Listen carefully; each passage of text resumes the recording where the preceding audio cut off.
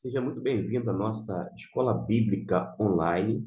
Nós adotamos a revista Compromisso da Convicção Editora, uma revista destinada ao público adulto das igrejas batistas da Convenção Batista Brasileira.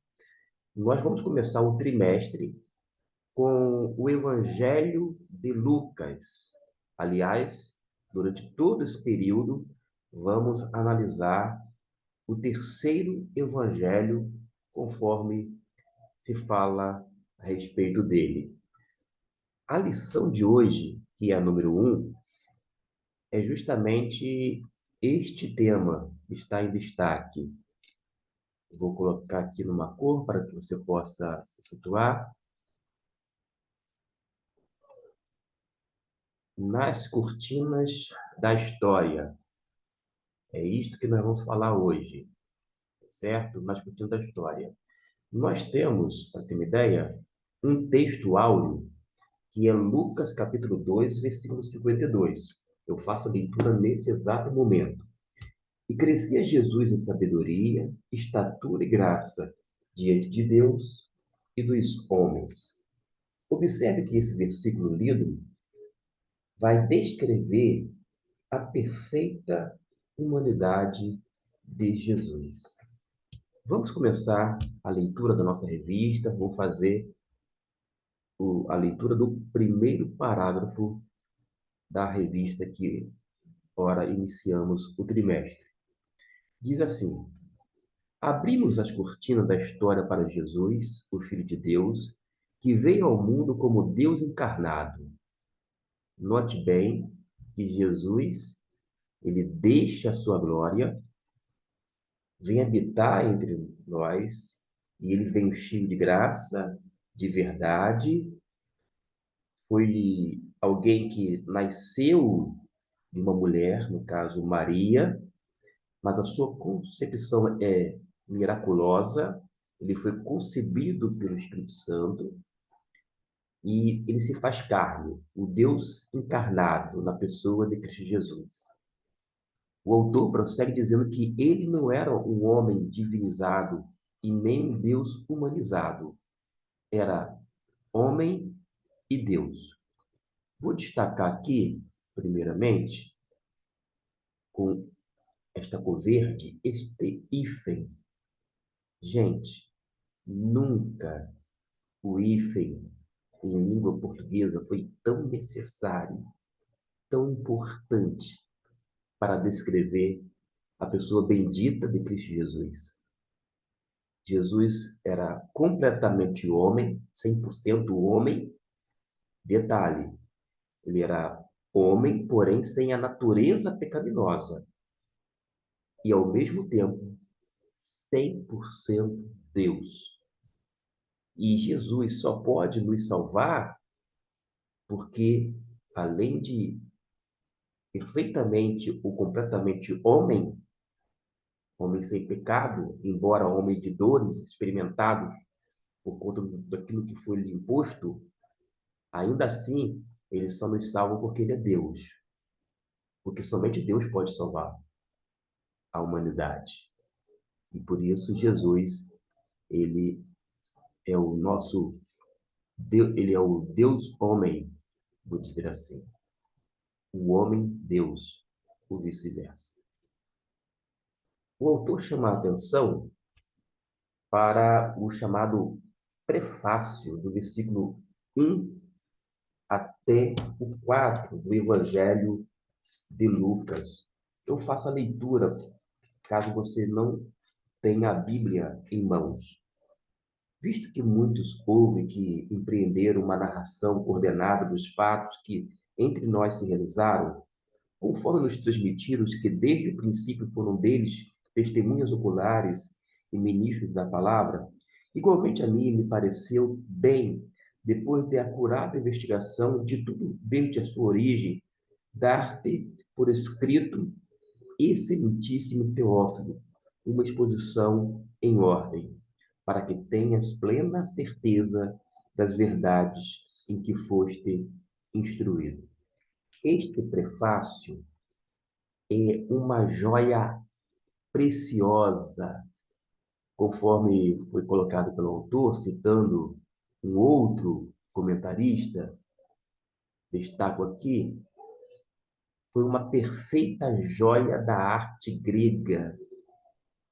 Lucas, ele é bem meticuloso, criterioso, ele escolhe as palavras, e mesmo sabedor hoje que os escritores foram movidos, isto é, conduzidos, impelidos pelo Espírito Santo, ainda assim não eximiu tanto este autor quanto outros de sua responsabilidade como escritores que foram, ou que foram usados por Deus.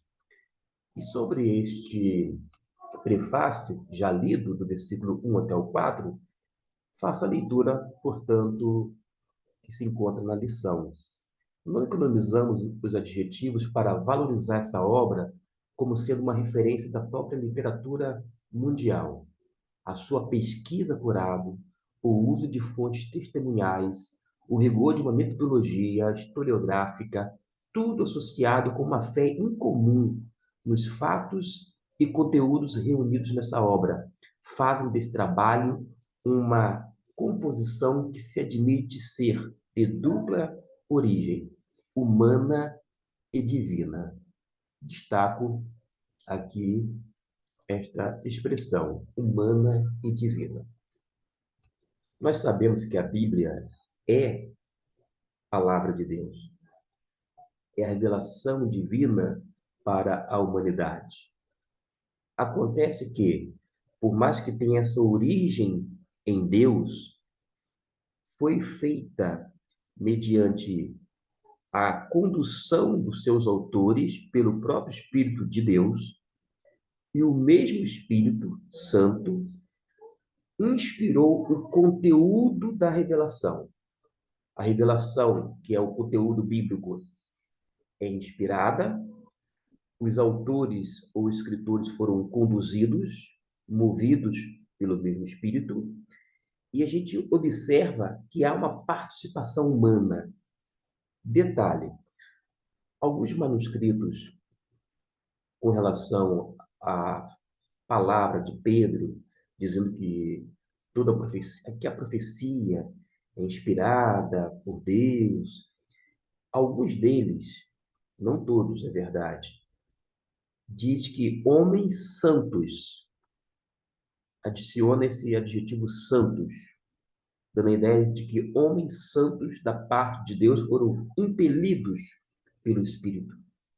De qualquer maneira, outros manuscritos não consta o termo santos, mas nós sabemos que estes homens eram santos, isto é, separados por Deus para o serviço real, e foram instrumentos do Espírito sendo conduzidos para esse desfecho final que nós temos aqui, que se encontra através dessa Bíblia Sagrada, tida hoje com pelo menos 66 livros, conforme a, a divisão que é feita. Depois de falar isto, a gente vai passar para comentar um pouco sobre Lucas. Quem era Lucas? Onde ele nasceu? O próprio autor da revista, ele vai, vou dizer assim, nos dar algumas informações importantes. Vejamos. Sabemos que Lucas era sírio, eu destaco aqui, ele era sírio, nascido provavelmente da cidade de Antioquia. Mais um outro destaque. Vamos, então, por parte. Se Lucas era sírio, da cidade de Antioquia, o que isso significa? Que ele era gentio. Nós não sabemos quem foi o autor da carta aos Hebreus. Devido ao conhecimento vasto do Antigo Testamento, subentende que o autor era judeu, era um hebreu falando ou se dirigindo para outros hebreus cristãos. Agora, se a gente, vou dizer assim, descartar o escritor aos hebreus, uma vez que a gente não sabe se ele era gentio, embora tudo indica que ele era um hebreu ou um judeu, nós estamos tratando de um evangelho que provavelmente é o único gentio que escreve uma carta, no caso aqui um evangelho, como nós comumente falamos, e que está fazendo parte deste cânon, ou seja, da Bíblia Sagrada. Isso é uma coisa muito interessante. Pelo menos um deles, Deus usou um gentio chamado Lucas para ser conduzido pelo Espírito Santo. Acontece que o fato dele ter sido impelido pelo Espírito não eximiu de sua responsabilidade de uma forma cuidadosa juntar vários dados e transformar em informações. E é isto que Lucas faz. Sabemos por algumas referências, porque ele é chamado de o médico amado, provavelmente exercia a medicina e por isso é tido como um médico, era um gentio, portanto, e um médico. E a gente vai observar então que Lucas provavelmente ele não conheceu Jesus. Apesar de escrever esse evangelho, o terceiro que nós temos, ele não conheceu Jesus. Tudo indica, segundo a história e a tradição, que a sua conversão se deu mais ou menos no ano 40 depois de Cristo. Considerando que Jesus morreu aproximadamente no ano 33, eu sei que com relação a datas há algumas divergências, mas só para que a gente venha se situar. Então é provável que ele se converteu 7 anos depois da morte e ascensão de Jesus. De qualquer maneira, Lucas, mesmo não tendo visto Jesus com seus próprios olhos, ainda assim abraçou a fé cristã. Da mesma forma, todos nós podemos hoje, mesmo não tendo visto Jesus com os nossos próprios olhos, olhos que um dia a terra há de comer, ainda assim, nós podemos abraçar a fé cristã, reconhecendo-o como Senhor nosso, Deus nosso, nosso Mestre, o nosso Salvador, pela fé. Porque nós não vivemos por vista, pelo que vemos, mas por fé.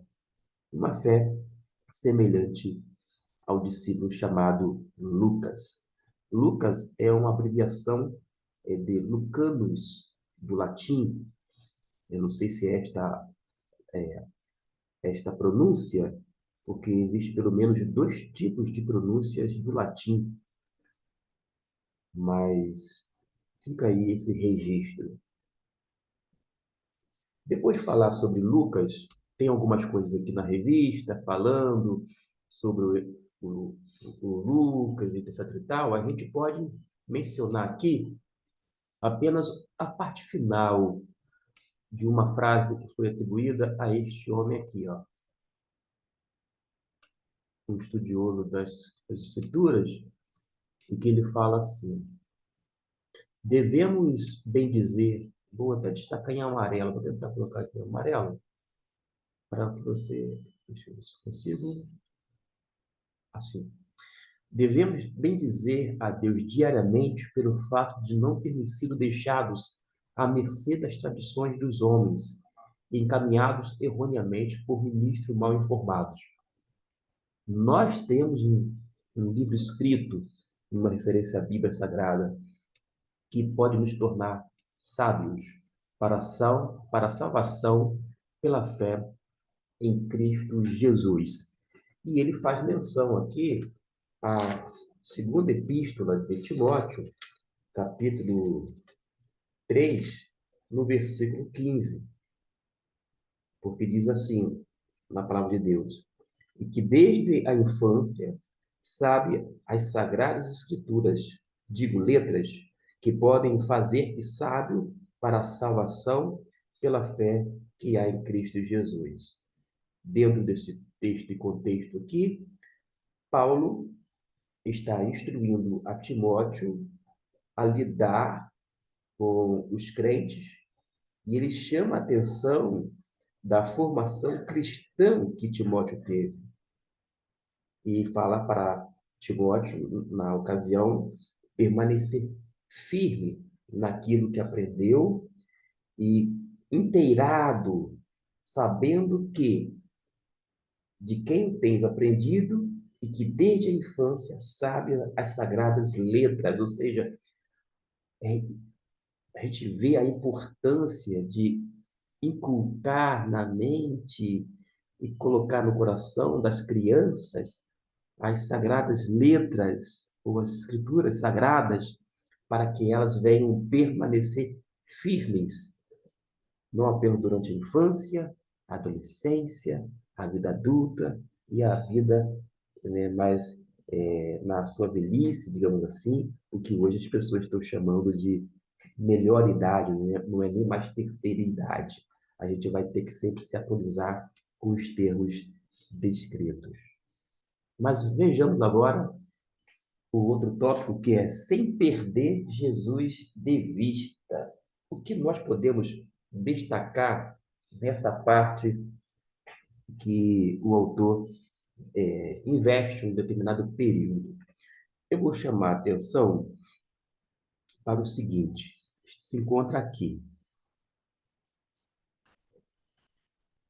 Eu vou destacar para que você possa me acompanhar. Eu achei bastante interessante e faço questão de compartilhar novamente em amarelo. Diz assim: conectar Jesus com o rei Davi é mais do que um recurso estilístico, é o estabelecimento de um vínculo redentivo. Lucas via no nascimento de Jesus o cumprimento da esperança de que um descendente de Davi haveria de levantar-se, como foi prometido em Gênesis 49, versículo 10. Tem outras referências, mas eu vou me deter neste primeiro. Gênesis 49, versículo 10, nos diz o seguinte: o cetro não se arredará de Judá, nem o bastão de autoridade dentre seus pés, até que venha aquele a quem pertence, e a ele obedecerão os povos. Mais adiante, nós vemos a referência agora de Isaías, que no capítulo 9, versículos 6 e 7, vai nos dizer o seguinte: porque um menino nos nasceu, um filho se nos deu, e o governo estará sobre os seus ombros, e o seu nome será maravilhoso, conselheiro, Deus forte, Pai eterno, príncipe da paz. Do aumento do seu governo e da paz não haverá fim, sobre o trono de Davi e no seu reino, para o estabelecer e o fortificar em retidão e em justiça, desde agora e para sempre. O zelo do Senhor dos Exércitos fará isto. Nós poderíamos ir para outros textos, pelo menos de Jeremias 23, 5 e 6, mas deixo aí para você, aluno ou professor da IBD, fazer a leitura deste último texto de Jeremias. Por quê? Isaías 11, versículo 1 e 2, eu farei nesse momento. Então brotará um rebento do tronco de Jessé, e das suas raízes um renovo frutificará.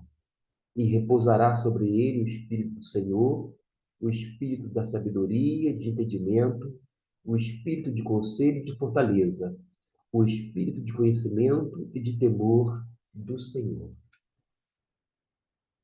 O autor menciona e faz esse destaque de que Jesus é o herdeiro do trono de Davi. E o seu reinado, conforme nós vimos, não terá fim. É isto que nós vemos. O reino não terá fim. Tem uma observação que eu quero fazer aqui.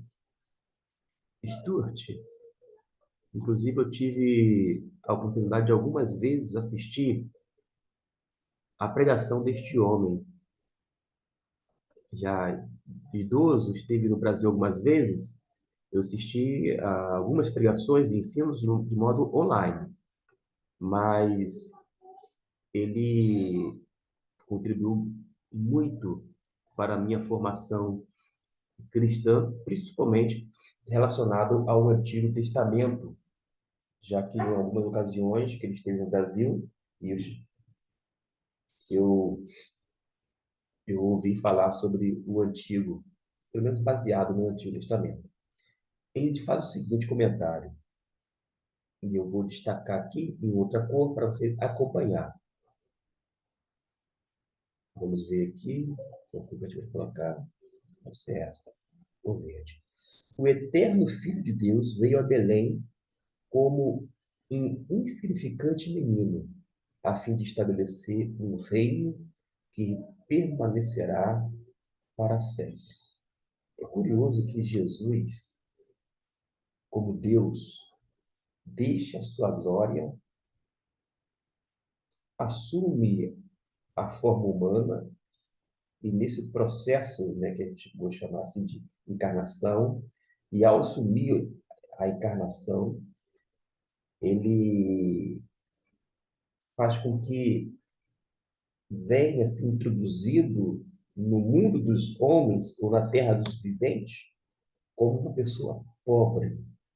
Imagine só, Jesus, como Deus, deixa a sua glória e cheio de riquezas, não digo materiais, gente, mas um homem rico em glória, em poder, em todos os seus atributos. E ele, ao se encarnar, se faz pobre.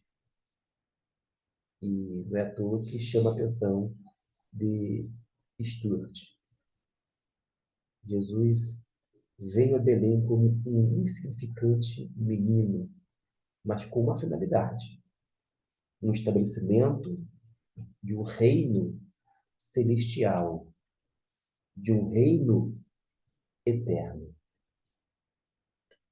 Antes de nós passarmos para o tópico para guardar no coração, eu quero agora destacar porque a gente sabe que Jesus passou por Nazaré, tanto é que foi conhecido como Jesus de Nazaré, viveu ali também, mas ele, vou me localizar aqui no texto, mas ele nasceu em Belém, pela pequenininha cidade de Efrata. E aqui tem a cidade de Efrata, Belém, Efrata. Vou destacar aqui, se eu conseguir, sim, cidade de Efrata, conforme Miqueias 5:2. Nós temos esse texto lá no Antigo Testamento, não é verdade? Sim, nós temos. E eu estou abrindo aqui Miqueias 5:2, que nos diz assim: Mas tu, Belém Efrata, posto que pequena para estar entre os milhares de Judá, de ti e que me sairá aquele que há de reinar em Israel, e cujas saídas são desde os tempos antigos, desde os dias da eternidade. Note que Jesus nasceu conforme a profecia de Miqueias 5:2, que foi lido na íntegra, o versículo agora, nasceu em Belém Efrata. Antigamente, isso quando eu falo antigamente é na antiguidade, tá? Na antiguidade, a cidade se chamava Efrata, o que significa terra frutífera. Com o passar do tempo, a cidade se tornou, ou passou a ser chamada de Belém. Já Belém tem outro significado, significa casa do pão. Por causa de quê? Temos a palavra Bet, casa, Lechem, pão. Bet Lechem. Belém, que é traduzido como Belém em nossas Bíblias, significa casa do pão. Ou seja, é um lugar, vou dizer assim, Belém era um lugar que, como casa do pão, conforme essa expressão, ou ainda aquela anterior, terra frutífera, era um lugar de multiplicação de alimento, era onde o povo poderia literalmente se alimentar. E é justamente em Belém, isto é, na casa do pão, o significado da palavra, ao pé da letra, Bet Lehem, que Jesus nasce, e a partir daí ele vai falar mais adiante, eu sou, eu sou o caminho, a verdade e a vida, mas ele chegou a dizer que ele é o pão da vida. E ele nasceu justamente na cidade de Belém. Belém é uma cidade, claro, significativa, porque foi justamente na cidade que o rei Davi nasceu. E o autor Lucas vai associar o nascimento de Jesus como cumprimento da esperança messiânica, digo, de um descendente de Davi. E depois vai ter essa associação em relação à cidade. Agora sim, para guardar em nosso coração, veja bem o que está escrito nessa parte A aqui. Vou destacar para você pensar um pouquinho. Quando se fala coração no Antigo Testamento, não é este órgão que a gente tem aqui no lado esquerdo do peito, como se diz no popular. Se refere justamente à mente. É aqui, aqui na cabeça, na mente. Esta é a perspectiva do Antigo Testamento. As pessoas no Antigo Testamento pensam com as entranhas, no popular, com as tripas, e sente com as entranhas, e, e agora o coração é vinculado aqui à nossa mente. E diz assim: a nossa fé não é constituída por achismos ou especulações. Aliás, até mesmo alguns pregadores gostam de especular muitas coisas na Bíblia.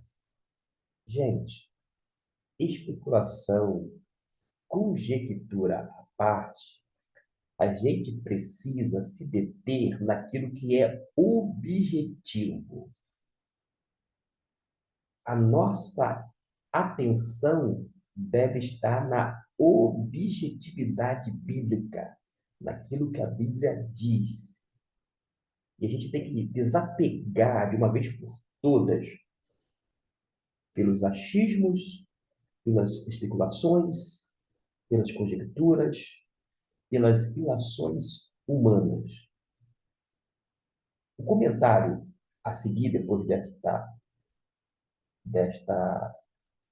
forma destacada que está aqui na letra A, fala assim: não somos escravos do que alguém viu, mas vemos pelos olhos daqueles que viram antes de nós. Aí alguém fala assim: como assim viram antes de nós? Se o autor, não da lição, mas deste vídeo, acabou de dizer que nós não vemos Jesus, e sim andamos por fé, não por vista. Viram antes de nós, e nós vemos pelos olhos daqueles homens e mulheres que viram antes de nós, porque um dia nós o veremos, estaremos face a face com o nosso Senhor e Salvador Jesus Cristo. A citação de C.S. Lewis, todo e qualquer livro de C.S. Lewis, só destaco aqui, não o que ele vai dizer, todo e qualquer livro de C.S. Lewis, gente, vale a pena ler. Pode procurar C.S. Lewis, um autor extraordinário. Vale a pena. Esta é uma dica literária para você se enriquecer. Na parte B, eu destaquei o seguinte. Antes da parte B, vou aqui, onde na minha revista, eu tenho a revista tanto do professor quanto do aluno em mãos, eu vou destacar então a marcação que eu fiz na minha própria Bíblia, digo, na própria revista. Valores de aqui até aqui. Ó. O Evangelho tem a proposta de não apenas nos informar, mas formar nossa cosmovisão com os valores de um Jesus. O Jesus que é desfeito de carne e osso, eu sei disto. Por que eu destaquei isto? A gente diz pelo que pensa, pensa pelo que lê. E se a gente lê o Evangelho, entender, interpretar, fazer a aplicação devida para a nossa própria vida, a gente vai ter muito mais do que um volume de informações bíblicas na nossa mente e no nosso coração. A gente vai ter uma vida mudada, moldada, transformada. O nosso caráter vai ser formado cada vez mais e mais parecido com o caráter de Cristo.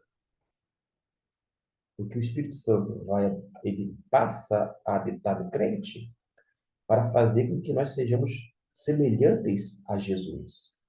Desta maneira, quando se fala que vai formar a nossa cosmovisão é a maneira de ver o mundo. A gente precisa ver o mundo com outros olhos, com os olhos cristãos. E quando falo cristãos, a partir dos próprios olhos de Cristo Jesus. Como é que Jesus via as pessoas? Por exemplo, Jesus reconhecia a dignidade humana nas demais pessoas. E muitas vezes nós não enxergamos essa dignidade e o fato das pessoas terem sido feitas à imagem e semelhança do nosso Deus. Só o fato das pessoas serem feitas à imagem e semelhança decorre toda a dignidade humana. E a gente precisa aprender a olhar as pessoas como seres humanos, não do ponto de vista ideológico, político, religioso, mas como a gente. Assim como Jesus assumiu a forma humana e foi feito de carne e osso, ele assumiu esse corpo físico, porém, sem a natureza pecaminosa, é verdade, nós devemos também relacionar com pessoas feitas de carne e osso, assim como eu e você. E a pessoa de Jesus vai nos ajudar a enxergar melhor o mundo à nossa volta. A gente chegou a uma situação muito triste no cenário religioso brasileiro, algo deplorável, por conta de um viés ideológico, político, partidário, e que, vou dizer assim, diluiu o evangelho de Jesus. Agora, nesse trimestre, a gente precisa ver, na perspectiva lucana, quem é Jesus. E a gente vai observar, nesse ponto B, o seguinte: você não precisa renunciar à sua inteligência para crer em Jesus. Lembra da mente? A mente precisa ser usada da melhor forma possível. essa massa cinzenta, digamos assim, precisa ser usada de uma forma cuidadosa, meticulosa, criteriosa, ser usada para a glória de Deus. A gente não precisa abrir mão de elementos cognitivos da razão, porque devemos buscar algo que é plausível e deixar aquela ideia de que o religioso é um ser, entre aspas, místico, mas descambando para o misticismo, quase algo esotérico, um ser como se fosse de outro mundo. E não é isto. Nós somos seres humanos e somos dotados de uma capacidade intelectual, cognitiva, seres pensantes, e precisamos ser responsáveis. E a citação aqui é de John Stott. Crer também é pensar. Destaco aqui. Crer também é pensar. Aliás, ninguém crê por acaso. Você só crê naquilo que você quer. Se você ler o Evangelho de Lucas e decidir não crer, não acreditar no que Lucas registrou, você não vai crer. Ninguém vai lhe forçar a crer. Tampouco Deus vai lhe obrigar a crer, isto é, acreditar. Agora, se você lê o Evangelho, o mesmo, referido agora há pouco, conceber e assimilar muito bem os seus ensinos e decidir a crer, aí sim, você vai acreditar piamente e o resultado disto é que você vai encarnar aqueles ensinos. Você vai praticar aqueles princípios ou as lições tiradas a partir do registro escriturístico. Avançando um pouquinho, nós vamos para a parte C, que fala, vou fazer um destaque aqui apenas aqui. Veja bem, na simplicidade do nascimento de Jesus, temos de construir nosso estilo de vida igualmente simples. Gente, a vida de Jesus foi simples. Não foi nada simplório, mas foi simples. Jesus cheio de glória, lá na eternidade com o Pai e o Espírito Santo, deixa essa ambiência celestial, assume a forma humana aqui na terra, vem como um pobre menino em Belém Efrata, e o que acontece?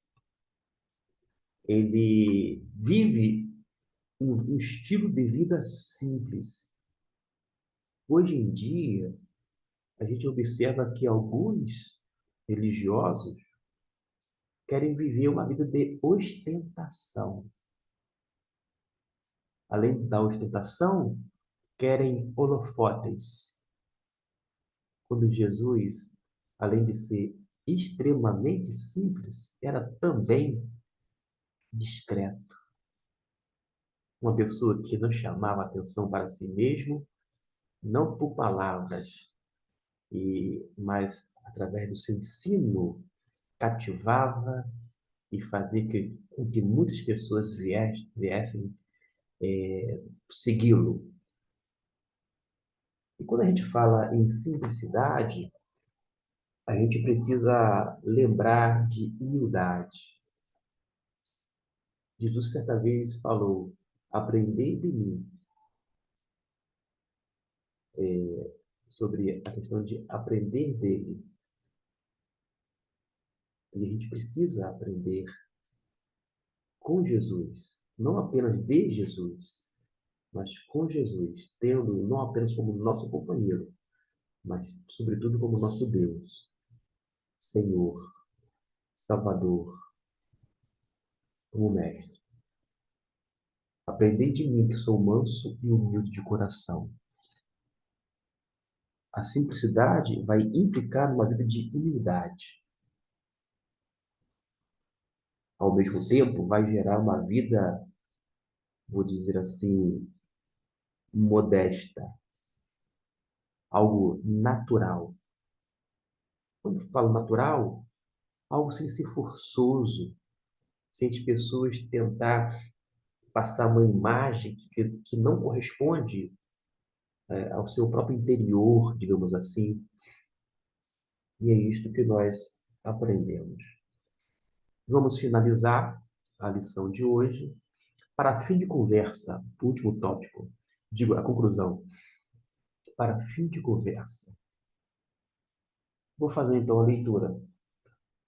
Conheceu Jesus que nasceu em uma manjedoura e morreu em uma cruz, sem chamar nada de realmente seu.